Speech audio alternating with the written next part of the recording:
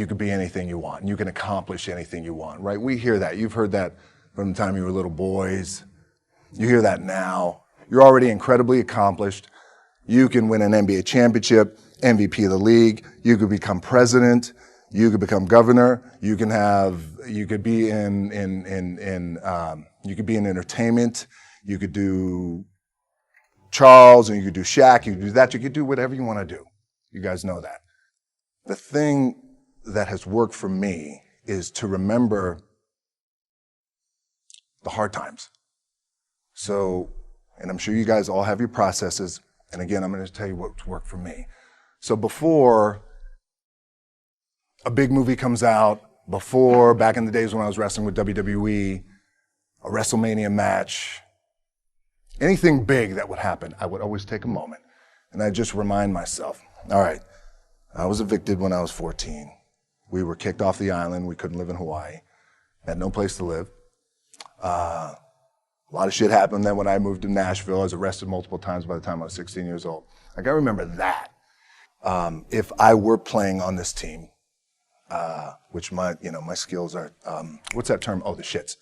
So I never play. But before I lace up, before I get on the court, before I play in these big games, before I go to the Staples Center, where history is there, those are historic walls there at the Staples Center. I would remember that. And it allows me then to be present in the moment and understand, holy shit, the stuff I have around me right now, this is the shit that I dreamed of when I was a kid. I am here. I played for University of Miami, played for great teams. Warren Sapp, Ray Lewis, they were my teammates. They were balling. Warren Sapp was playing tight end that time. I was starting defensive tackle. Yeah. They moved him over to D-line. And he looked at me, he's like, yo, dude, I'm going to take your spot. I said, you ain't taking my fucking spot. He said, I'm going to take your spot. I said, no, you ain't. We battled, and he took my spot. You can imagine how that fucked with me, because there goes my opportunity. He went in, switched to defensive tackle, lit the world on fire. Well, what that did, it crushed me. It crushed my dreams. I had a piss-poor senior year, zero production, no NFL, no combine invite, nothing. Finally went to the CFL. Calgary Stampeders, making $250 a week Canadian. Now, I had to send that shit home to my wife at that time. I had no money. So I remember that. When I got cut from Canada, I had $7 in my pocket. And I always tell that story. So now my production company is $7, advertising agency is $7, everything is $7. So I always remember that. What helps me is to keep the hard times in the front of my mind, because it allows me to go into these big moments that I've worked my ass off, and you guys have worked your ass off. It allows me to go into these big moments with a different perspective. What it also does for me, and again, this is what works for me. Like, I keep my back, excuse my language, my back is up against this motherfucker. Every day, it's against it. Excuse my language. But it's up against this motherfucker because it's what I believe in. And when my back is against this motherfucker, then there's nowhere to go. But that way. That's it. So I feel like this could be something, an ideology and mindset, that could help you. Could. If you look at it that way. Because you made it already. We made it. We're successful boys, and we're lucky boys to be where we're at. Oh, you guys made it. Everybody's rich in the room. Nobody's going to get evicted anymore.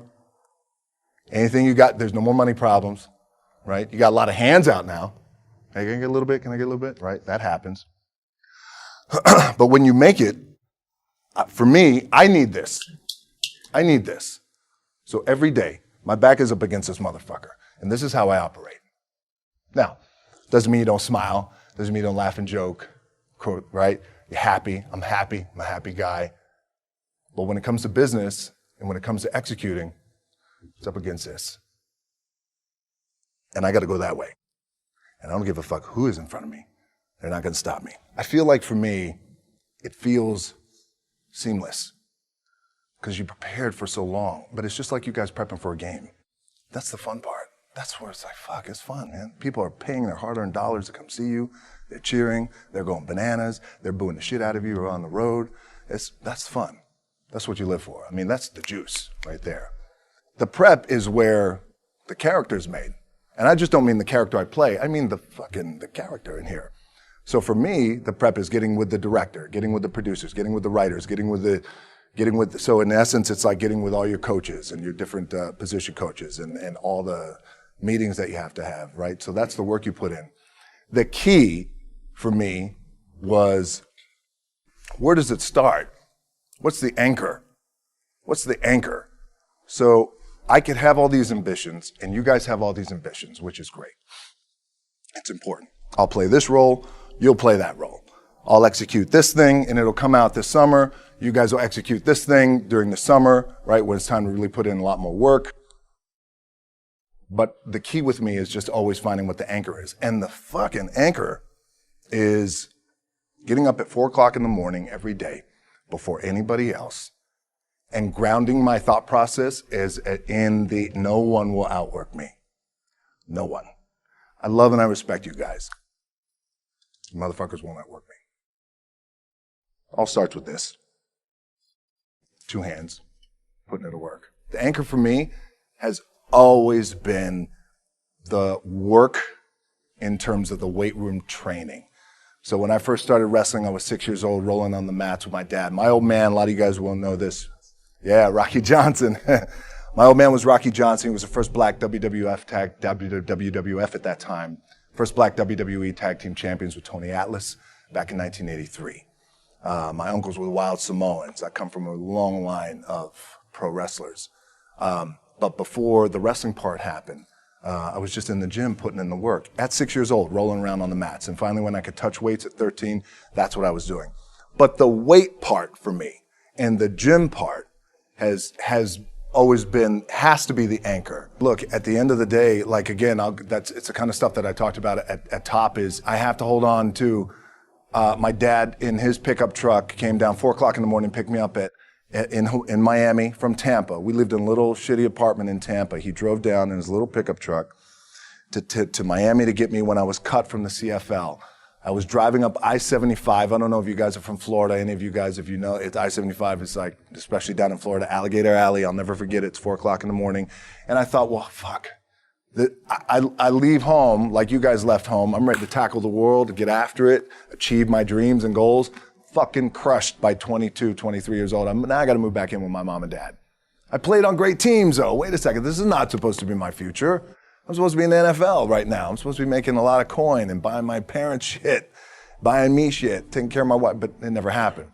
So I pulled out my wallet. I thought, well, let me see how much money I have. I opened it up. I had a 5, a 1, and change. I'm not fucking around. And at least I rounded up to $7. But I thought, God, ain't this a bitch? I got $7 in my pocket. Where the fuck do I go now? What do I do? I can't go back to CFL because the point comes where you hear that voice, big run's over. Like, you're done, right? So I heard that voice. So as Coach was saying, man, I hold on to that shit. I'm telling you, my back is up against this motherfucker. We laugh, we joke, we have a good time. Press is always fun to do. Sometimes you got to make it fun. That's another thing. You got to do your best to make press fun if you can. But my back is still up against this motherfucker. I do not forget it.